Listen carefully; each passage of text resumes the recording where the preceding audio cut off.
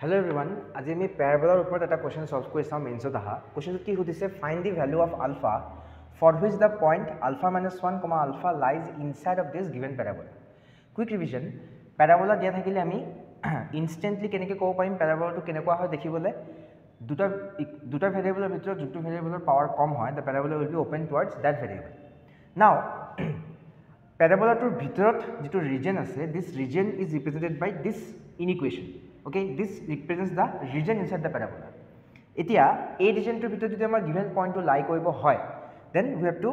substitute this given point in this region to substitute kor ami ki palu ikhin leke palu alpha minus 2 square equal to less than 0 so this gives us alpha minus 2 less than 0 or